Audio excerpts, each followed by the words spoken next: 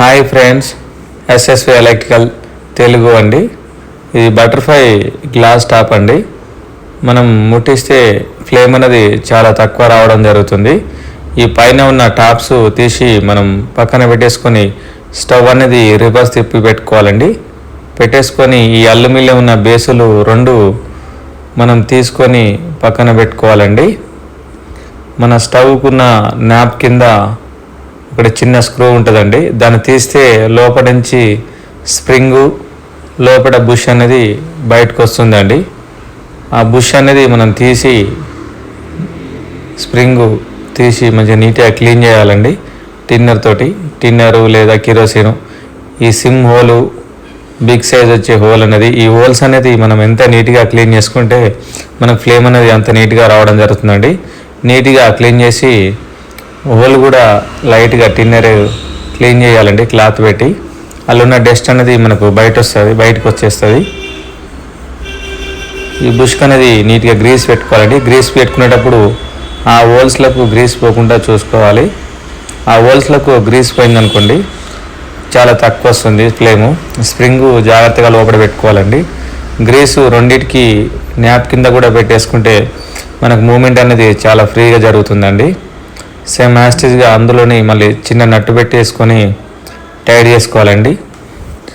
Right side ఉన్న stove ఇది complete అయిపోయిందండి. లెఫ్ట్ సైడ్ది మనం దానికి కింద ఉన్న జెట్టు తీసేసి దాన్ని కూడా సేమ్ యాస్టిజ్గా నట్టు తీసేస్తే బుష్ స్ప్రింగ్ బయటకు రావడం జరుగుతుందండి.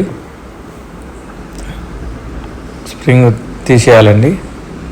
లోపల ఉన్న బుష్ కూడా తీసేసి నీట్గా మనం సేమ్ యాస్టిజ్గా ఇజర్ లేకనే క్లీన్ చేయాలండి.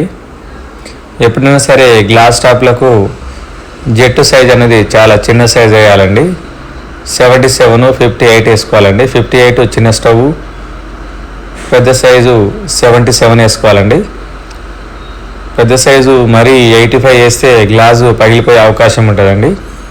సేమ్ బుష్కు ఇందాక లెక్కనే క్లీన్ చేసుకొని యాస్టిజ్గా పెట్టేసుకొని నట్ అనేది మనం ప్యాక్ చేసుకోవాలండి.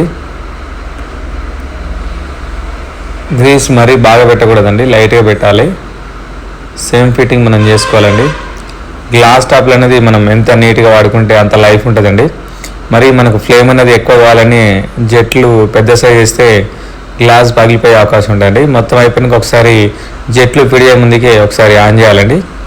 ఇటు 58 అండి రైట్ సైడు, లెఫ్ట్ సైడ్ వచ్చేసి 77 జెట్ వేసామండి.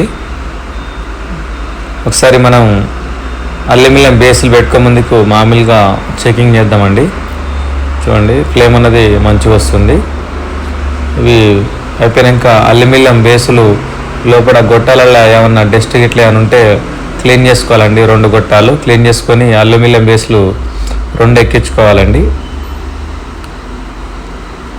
ఈ కంప్లీట్ అయిపోయిందండి.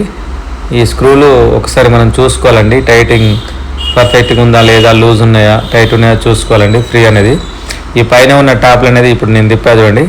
అలా తిప్పేస్తే మీకు సైడ్కు ఫ్లేమ్ అనేది రాదండి. కరెక్ట్ హోల్స్ నుంచి ఫ్లేమ్ రావడం జరుగుతుంది.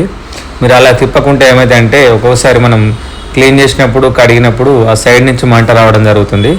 మీరు అలా చేస్తే ఆ సైడ్ నుంచి మంట అనేది రాదండి. చూడండి మంట అయితే చాలా వరకు పెరిగిందండి. చూడండి, మీ కనుక ఈ వీడియో నచ్చితే షేర్ అండ్ లైక్ చేయండి.